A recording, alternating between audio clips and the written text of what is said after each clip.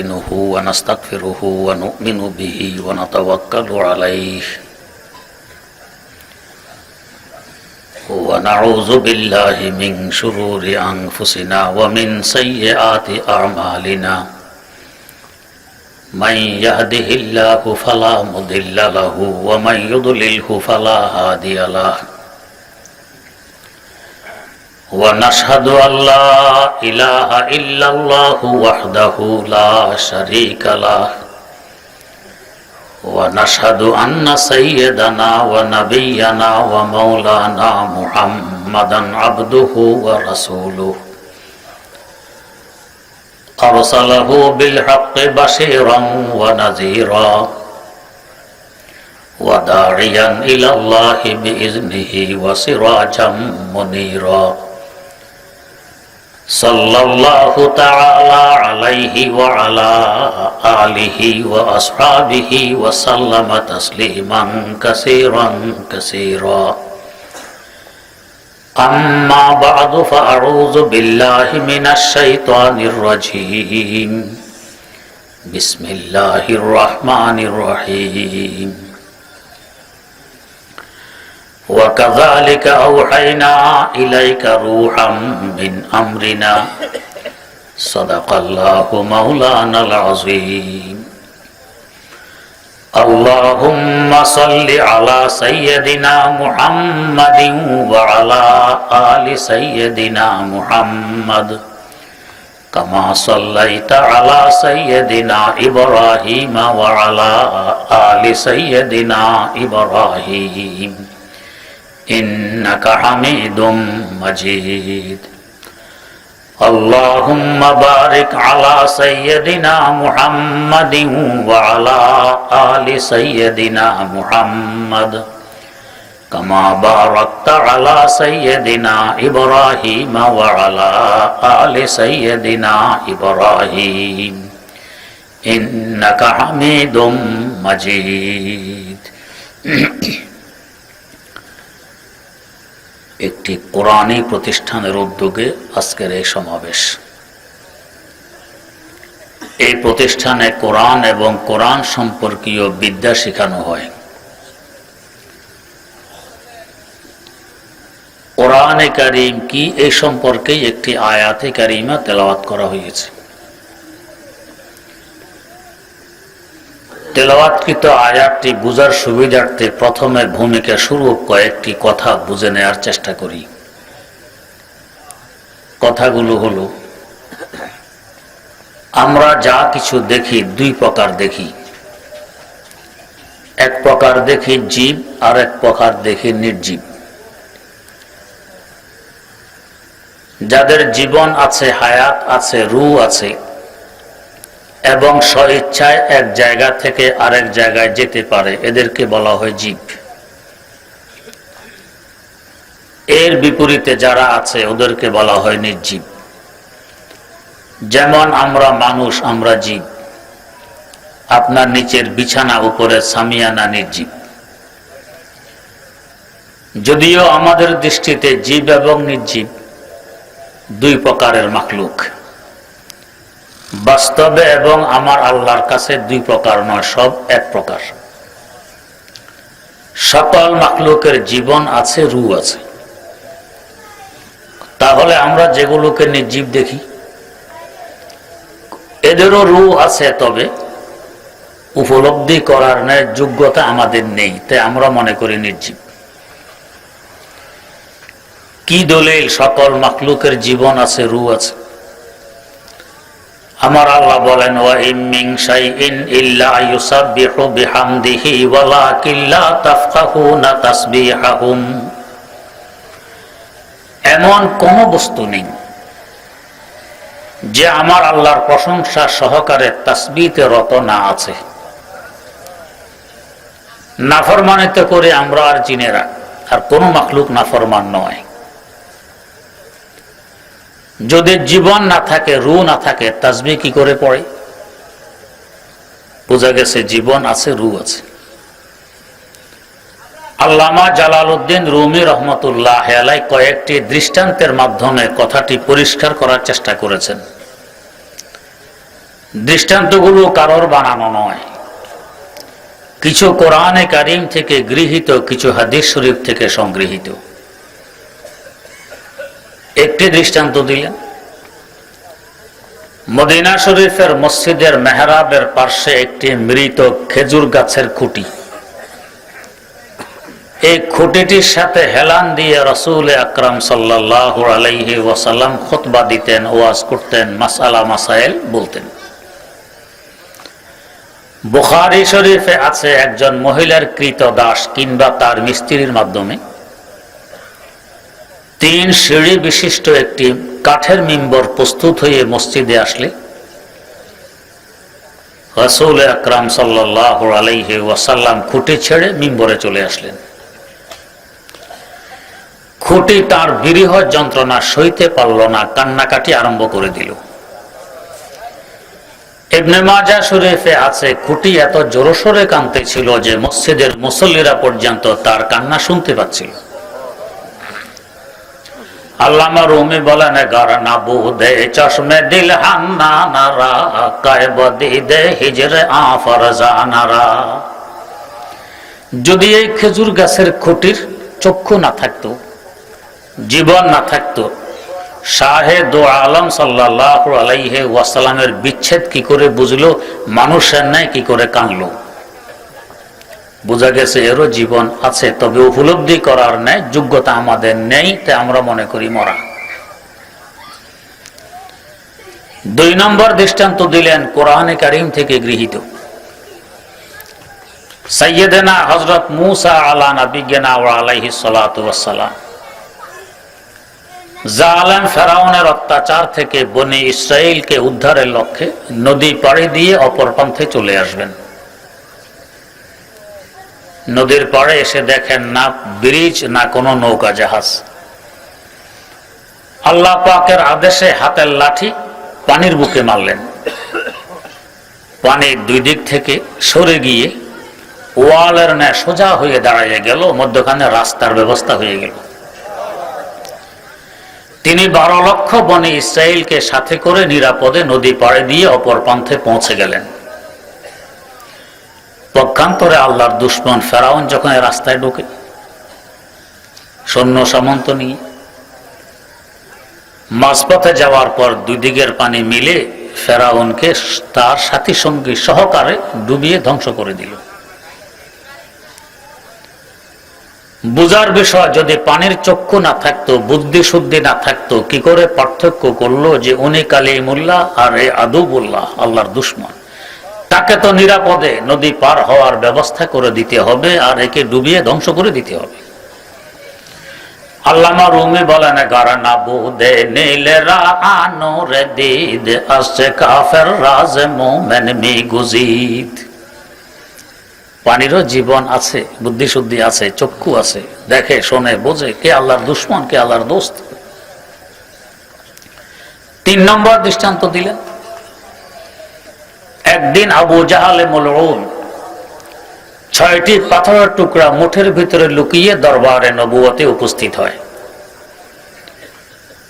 উপস্থিত হয়ে বলছে, ভাতিজা তুমি তো আমাদেরকে আকাশের উপরের আর জমিনের নিচের কথাবার্তা শোনাও, যা আমরা দেখি না তাই বিশ্বাসও করতে পারি না। আমার মুঠের ভিতরে এমন কিছু বস্তু লুকিয়ে আছে, এগুলো আকাশের উপরেরও নয়, জমিনের নিচেরও নয়, তোমার সামনে শুধু মুঠের ভিতরে। যদি বলতে পারো এগুলো কি, তাহলে বুঝবো তুমি সত্য নবী। রাসূলুল্লাহ সাল্লাল্লাহু আলাইহি ওয়াসাল্লাম বললেন, ভাতিজা তোমার মুঠের ভিতরে কি লুকিয়ে আছে আমি বলতে পারলে বুঝবে আমি সত্য নবী। তোমার মুঠের ভিতরের লুকায়িত বস্তু যদি সাক্ষী দিয়ে দেয় যে আমি সত্য নবী, তাহলে গুফতেগু জাহালি দুগাম নাদের তরাস্ত গুফতে আরে হক আযা কাদের তরাস্ত। আবু জাহাল বলছে, ভাতিজা তোমার তো বাকশক্তি আছে, কথাবার্তা বলতে পারো, আমার মুঠের ভিতরে যে বস্তুগুলো লুকিয়ে আছে এদের বাকশক্তি নেই, এরা কথাবার্তা বলতে পারে না। আবু জাহাল বুঝতে সক্ষম হলো না যে আমাদের মুখের ভিতরে এক টুকরা গোশত নাড়া মারলে আওয়াজ বেরিয়ে আসে, যে আল্লাহ পাক এক টুকরা গোশতের মধ্যে আওয়াজ বের করার শক্তি দিতে পারেন, এই আল্লাহ পাক পাথরের টুকরার মধ্যে আওয়াজ বের করার শক্তি দিতে পারেন না? আবু জাহাল বুঝেনি, বুঝবে বা কি করে? যে কপাল পোড়া দৌলতে ঈমান থেকে বঞ্চিত, নেয়ামতে কোরআন থেকে মাহরুম, বুদ্ধি শুদ্ধি থেকেও থাকে মাহরুম আর বঞ্চিত। তাই দেখা গেছে আজ পর্যন্ত যাদের সিনার ভিতরে নেয়ামতে কোরআন আছে, দৌলতে ঈমান আছে, এদের সাথে দুনিয়ার কোন বুদ্ধিজীবী আজ পর্যন্ত কুলাইতে পারেনি, না পারবে। আমাদের কুমিল্লা জেলার লাকসাম থানায় একজন বিজ্ঞ আলেম আল্লামা মোস্তফা আল হোসাইনি রাহেমাহুল্লাহ, একটু আগে হুজুরের সাথে ওনার সম্পর্কে আলোচনা হয়েছিল। সফর অবস্থায় হোটেলে খেতে বসলেন, যে টেবিলে হুজুর বসেছেন ওই টেবিলে আরেক ভদ্রলোক বাম হাতে চা পান করতেছে। আমাদের দেশে বলে চা খায়। হুজুর গোশত দিয়ে খাওয়া দাওয়া করে হাড়গুলো পরিষ্কার করে খেয়ে ফেলার চেষ্টা করতেছিলেন। চা খাওয়ানেওয়ালা ভদ্রলোক বারবার হুজুরের দিকে তাকায়, হয়তো মনে মনে ভাবে মোল্লা বোধহয় জিন্দিগিতে গোশতের চেহারাও দেখেনি, গোশত খেয়ে হাড় সহ খেয়ে ফেলতেছে। এইভাবে পরিষ্কার করে খাওয়া নবীর সুন্নত। ভদ্রলোক এক পর্যায়ে এসে প্রশ্ন করে বসলো, হুজুর জি, আপনাদের দেশে কুকুর কি খায়? ভদ্রলোকের ধারণা হুজুর বলবেন কুকুর হাড় খায়। এতে হুজুরের সাদৃশ্য হবে কুকুরের সাথে, মিল খাবে কুকুরের সাথে, বেইজ্জতি হবে। হুজুর তো কোরআনওয়ালা, আপনাদের দেশে কুকুর কি খায়? হুজুর জবাব দিলেন, জনাব, আমাদের দেশের কুকুরের অভ্যাস খারাপ, বাম হাতে চা খায়। কাকে কুকুর বানাতে চাইলো, কে কুকুরে পরিণত হইল? কিসের বরকত? কোরআনের বরকত। আবু জাহালে মলো না দৌলতে ঈমান, না নেয়ামতে কোরআন, মাহরুম। বুদ্ধি শুদ্ধি আসবে কোত্থেকে? দুজনের কথা চলছে, এর মধ্যে সে টের পাচ্ছে মুঠির ভিতরে পাথরগুলো নড়াচড়া আরম্ভ করে দিয়েছে। শুধু নড়াচড়া নয়, কথা বলা শুরু করে দিয়েছে। পাথর বলছে, গোফতে শশ পারা হাজার দর দস্তে তুস্তে বিষ্ণু আজহার এক তো তাসবিহে দুরুস্ত। ও আবু জাহালে মলউন, তোর মুঠের ভিতরে আমরা 6টি পাথরের টুকরা লুকিয়ে আছি। তোর ভাতিজা সত্য নবী কি অসত্য নবী সাক্ষী শুনবি? লা ইলাহা গোফত ইল্লাল্লাহ গোফত গওহারে আহমদ রাসূলুল্লাহ সোফত।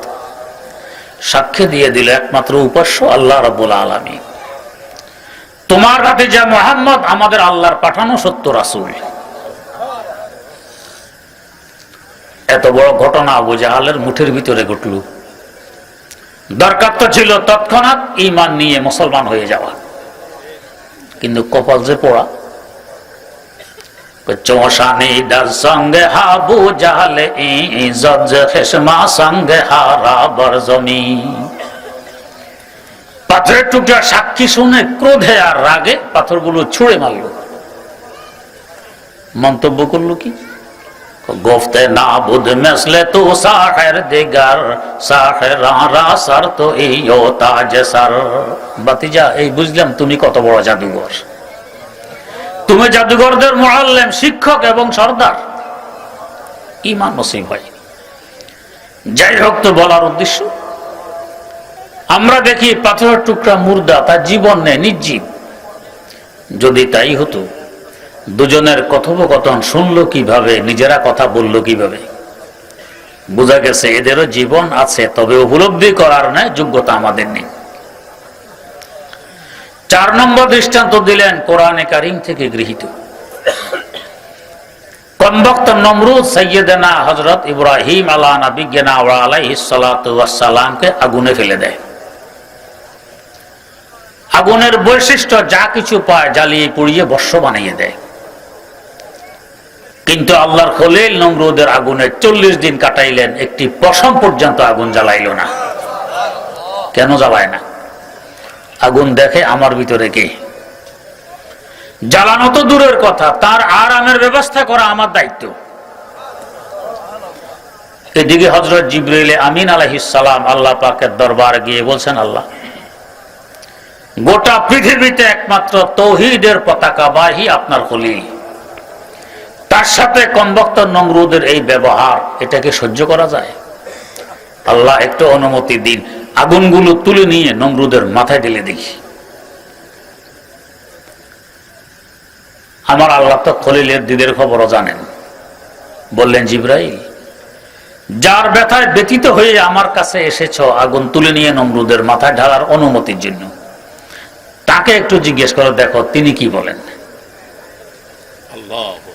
আগ হ্যায় আওলাদ ইব্রাহিম হ্যায় নমরুদ হ্যায়, आग है औलाद इब्राहिम है नमरूद है, फिर किसी को क्या किसी का इम्तिहान मकसूद है।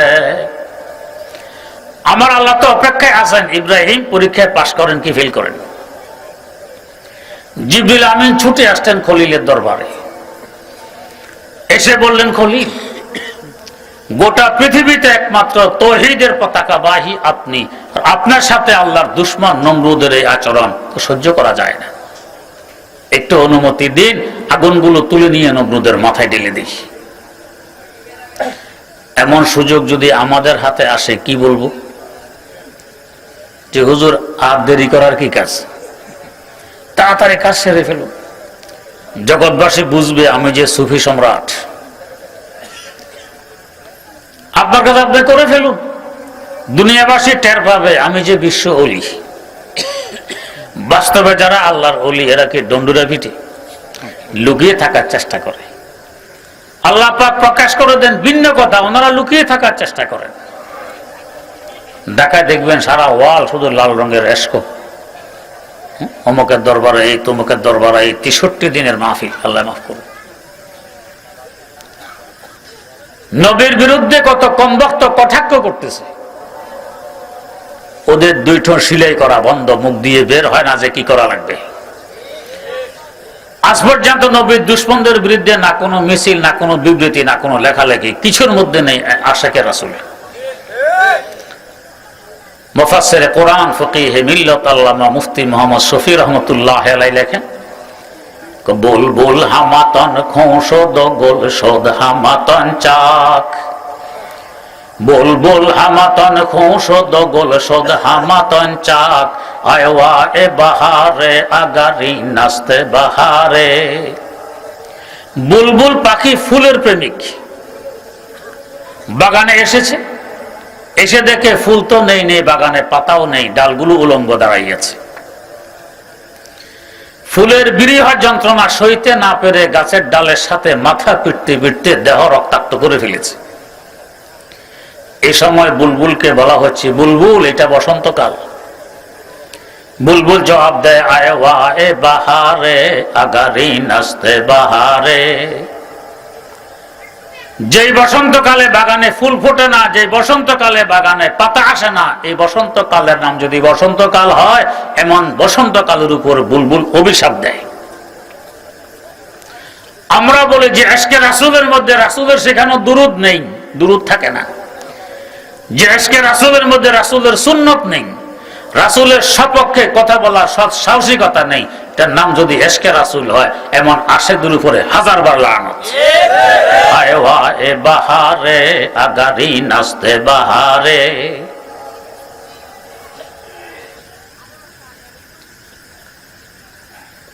খলিলের কাছে জিবরিল অনুমতি চাইলেন। খলিল জবাব দিলেন, জিবরাইল, যার কারণে আমাকে নমরুদের আগুনে আসতে হয়েছে তিনি দেখেন না আমার অবস্থা কি, আপনার থেকে সাহায্য নিতে হবে কেন? আল্লাহু তাওহীদ আর কান্না। तौहीद तो ये है कि खुदा हश्र में कह दे, तौहीद तो ये है कि खुदा हश्र में कह दे, ये बंदा दो आलम से खफा मेरे लिए है। আল্লাহ ছাড়া এখন মন মানসিকতায় কিছু নেই। পরীক্ষা পাশ করে ফেললেন, আল্লাহ পাকের পক্ষ থেকে আদেশ আসলো, ইয়া নারু কুনি বারদাও ওয়া সালামান আলা ইব্রাহিম, ও আগুন তুই ঠান্ডা হয়ে যা, তবে এত ঠান্ডা নয় যে আমার খলিলের কষ্ট হবে, আরামদায়ক ঠান্ডা। বিভিন্ন তাফসীর গ্রন্থেতে উল্লেখ আছে নমরুদের আগুনকে সম্বোধন করে আল্লাহ পাক বলেছেন, ও আগুন তুই ঠান্ডা হয়ে যা। শায়খ আকবর ইবনুল আরবি রহমতুল্লাহ আলাইহি একজন ব্যতিক্রম ধর্মী আলেম, আল্লাহর ওলি ছিলেন। তার একটি তাফসীর গ্রন্থ আছে ব্যতিক্রম ধর্মী, দারুল উলুম করাচির কুতুবখানা আমি পড়েছি। এই আয়াতের তাফসীরে তিনি বলেন, নমরুদের আগুনকে কেন বলতে হবে আগুন তুই ঠান্ডা হ? আগুনের চোখ নেই, দেখে না তার ভিতরে কে? তাহলে কোন আগুনকে আল্লাহ পাক বলেন আগুন তুই ঠান্ডা হ? আসল ব্যাপার হইল, আশিক এবং প্রেমিক যখন নির্জনে যায় তখন তার মন মানসিকতা রগ রেশায় মাসুক আর প্রেমাস্পদ ছাড়া আর কিছু থাকে না। খলিল নমরুদের আগুনের ভিতরে কেমন নির্জন! আপনি অন্ধকার থেকে অন্ধকার কুঠুরিতে যদি ঢুকুন, মশা মাছি হইলেও থাকে আগুনের ভিতরে, মশা মাছিও নেই, পোকা মাকড়ও নেই, একমাত্র আছেন খলিল। এই সময় খলিলের মন মানসিকতা রগ রেশায় খলিলের আল্লাহ ছাড়া আর কিছু আছে? এখন কি খলিল আগুনে নাকি খলিল পানিতে, এই খবরও তো খলিলের থাকার কথা নয়। এই নির্জনের বরকতে আল্লাহ পাকের ইশক মহব্বত আর প্রেমের আগুন খলিলের কলবে এমন ভাবে দাউ দাউ করে জ্বলে উঠছে, আল্লাহ পাক ওই প্রেমের আগুনকে লক্ষ্য করে বললেন, ইয়া নারু কুনি বারদাও ওয়া সালামান আলা ইব্রাহিম, ও আমার খলিলের প্রেমের আগুন, তুই একটু ঠান্ডা হয়ে যা, যাতে আমার খলিল আরামে থাকতে পারে। শায়খ আকবর ইবনুল আরবি বলেন, ওই দিন খলিলের আগুনকে যদি আমার আল্লাহ আদেশ দিয়ে লাগাম না লাগাইতেন, খলিলের প্রেমের আগুনে পুরা দুনিয়াবাসীকে প্রেমিক বানাইয়ে জ্বালিয়ে পুড়িয়ে বর্ষ বানাই দিত। বেখতর কুদে পড়া আতিশে নমরুদ মে ইশক, বেখতর কুদে পড়া আতিশে নমরুদ মে ইশক, আকল হায় মাহবে तमाशा এলবে বামআদি, पुख्ता होती है अगर मुसलहतन देश हो अक्लो, इश्क हो मुसलहतन देश अगर खाम आदि। इश्क मोहब्बत और प्रेम प्रीति যুক্তি দাঁত ধরে না, এরা মাসুকার প্রেম আস্পদ ছাড়া আর কিছু বোঝে না। এদের মন মানসিকতা, এদের মজহাব ভিন্ন। আশিকারা মজহাব মিল্লত জুদাস্ত, আশিকারা মজহাব মিল্লত খুদাস্ত। যাই হোক, তো বলতেছিলাম খলিল নমরুদের আগুনের ভিতরে 40 দিন কাটাইলেন, একটি পশম পর্যন্ত আগুন জ্বালাইল না। আগুন দেখে বুঝে আমার ভিতরে কে। আগুনেরও জীবন আছে, রূহ আছে। উপলব্ধি করার নেই যোগ্যতা আমাদের নেই, তা আমরা মনে করি নির্জীব।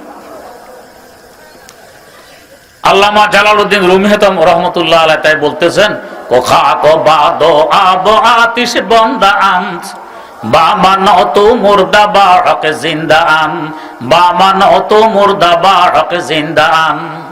মাটি বলো, পানি বলো, আগুন বলো, বাতাস বলো, আমার তোমার দৃষ্টিতে মুর্দা, আমার আল্লাহর কাছে সব জিন্দা।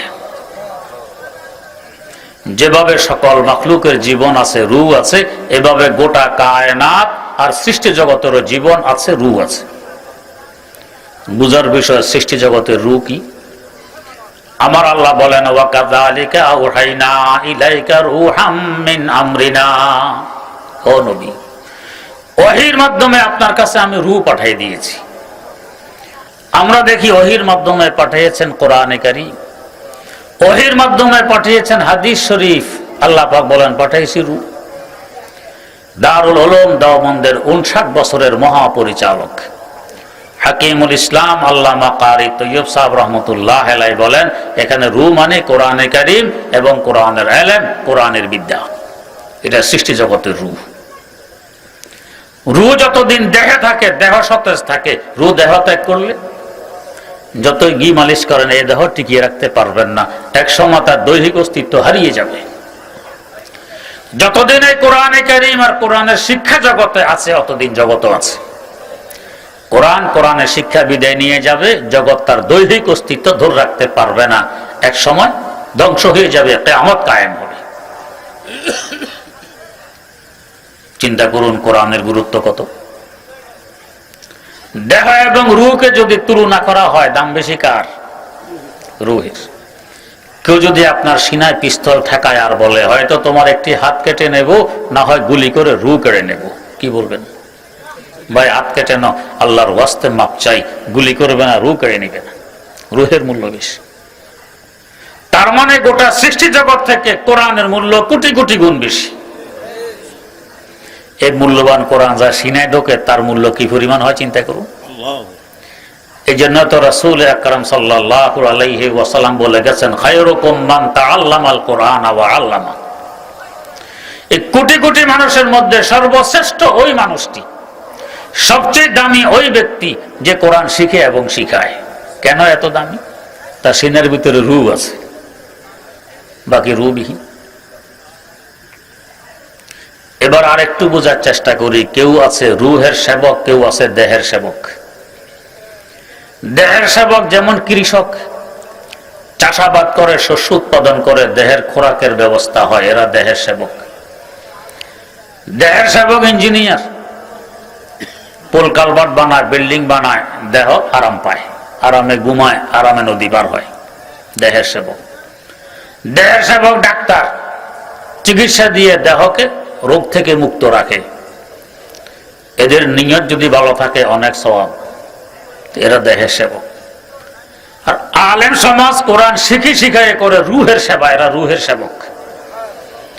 দেহের তুলনা রূহের মূল্য যে পরিমাণ বেশি, দেহের সেবকের তুলনা রূহের সেবকের মূল্য ওই পরিমাণ বেশি। আর একটু বুঝি, কেউ তো আছে প্রত্যক্ষ সেবক, কেউ আছে পরোক্ষ সেবক। আলেম সমাজ কোরআন শিখায় রূহের প্রত্যক্ষ ভাবে সেবা করে, এরা রূহের প্রত্যক্ষ সেবক। আপনার মতো ভালো মানুষেরা কেউ আন্তরিকতা দিয়ে, কেউ 2 ফোঁটা চোখের পানি দিয়ে, কেউ একটু সুপরামর্শ দিয়ে, কেউ একটু শ্রম দিয়ে, কেউ সাধ্য অনুপাতে 2-4 টাকা দিয়ে মাদ্রাসা সাহায্য করে, এরা পরোক্ষভাবে রূহের সেবক। অতএব যদি আমি কপালে না থাকে সরাসরি কোরআনের সেবা করতে পারলাম না, কোরআনের এলেমের খেদমত করতে পারলাম না, আমি মাহরুম আর বঞ্চিত নই। আমি আন্তরিকতা দিয়ে, চোখের পানি দিয়ে, পরামর্শ দিয়ে, আর্থিক সহযোগিতা দিয়ে আমার নামটাও রূহের সেবকদের লিস্টিভুক্ত করাইতে পারি, যদিও পরোক্ষভাবে হোক, মাহরুম থাকবো না। এই নয় যে রূহের সেবক হতে হলে লক্ষ লক্ষ টাকা দেয়া লাগবে, না।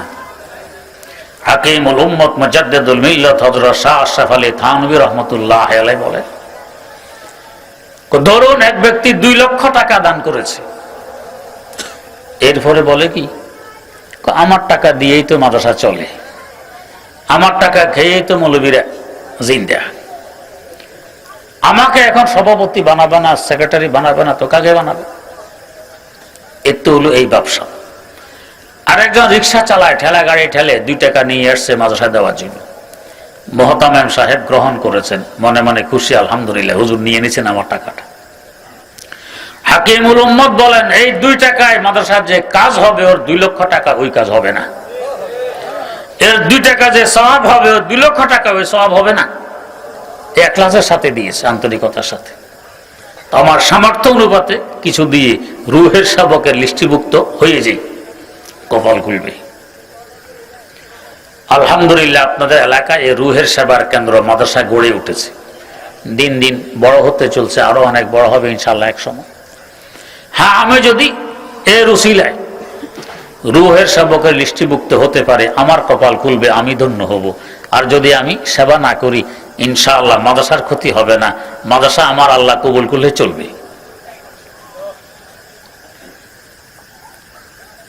কোন কোন মাদ্রাসা এমনও দেখা গেছে, কিছু লোকজন মাদ্রাসার বিদ্বেষী, কালেকশন করতে পারবেন না, কালেকশন করেনি, করলে যত টাকা আসতো না করাতে কয়েক গুণ বেশি এসে গেছে।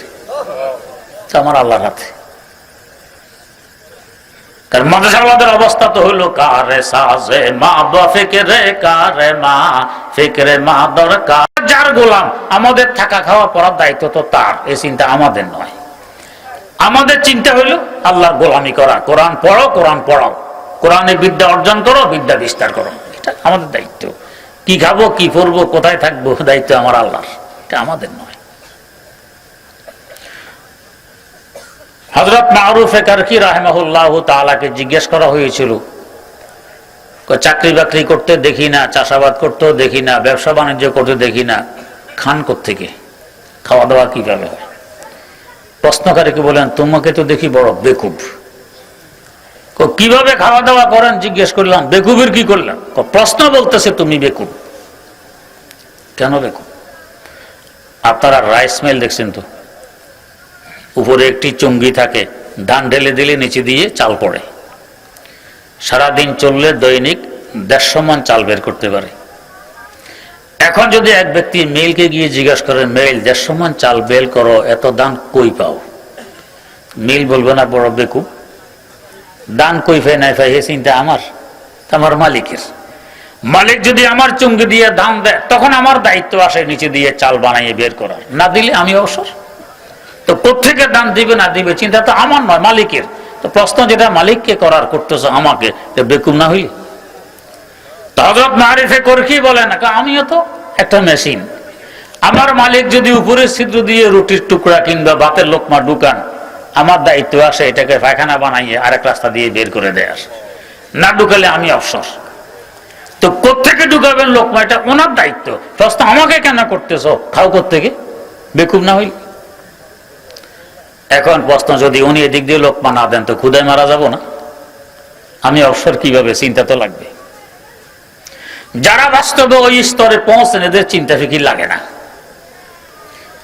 আমরা যে মাদ্রাসার অনুসারী, দারুল উলুম দেওবন্দ, দেওবন্দের প্রতিষ্ঠাতা হুজ্জাতুল ইসলাম আল্লামা কাসেম নানুতুবি রাহিমাহুল্লাহ, এক পণ্ডিতের সাথে বহস হবে, তর্ক অনুষ্ঠান। উনি লোক পাঠাইছেন পণ্ডিতের হাল অবস্থা বুঝার জন্য। সে এসে বলতেছে, হুজুর এর সাথে বহসে যাবেন না। কেন? কুলাইতে পারবেন না।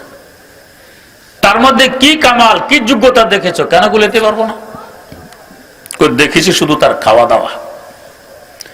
গরুকে যে খাবার দেওয়া হয় এটাকে আপনারা কি বলেন? সার বলেন, কেউ গামলা বলে, কেউ নাঞ্জা বলে, কেউ তাগারি বলে, সার। কেউ তো বর্তন প্লেটে করে খায় না, চারে করে খায়। এক বেলায় 2 মণ তার খাবার, আপনার খান 2 লোকমা। সে যদি স্টেজে এসে বলে প্রথম বহস হবে কে কত খাইতে পারে, আপনি এখানে তো ফেল করবেন। হুজুর প্রথমে বললেন, ভাই খাইতে পারা যদি কামালের আলামত হয়, বুজুর্গের আলামত হয়, তো হাতি সবচেয়ে বড় বুজুর্গ, হাতি বেশি খায়। এরপরে বললেন, কেন ভাই আমি যদি স্টেজে গিয়ে বলি কে কতদিন না খাইয়ে থাকতে পারে, এটা দিয়ে তো বহস হইতে পারে।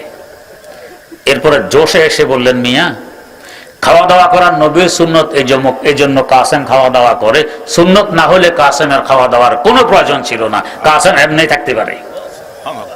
এমনি কিভাবে থাকে?